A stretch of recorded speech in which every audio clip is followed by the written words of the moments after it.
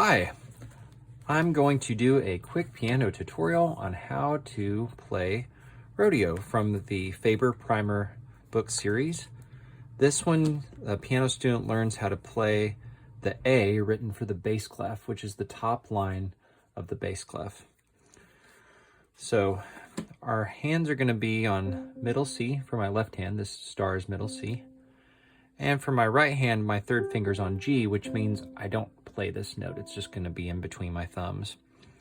So here we go. I'm going to play through the piece. 2, 1, 2. Next line.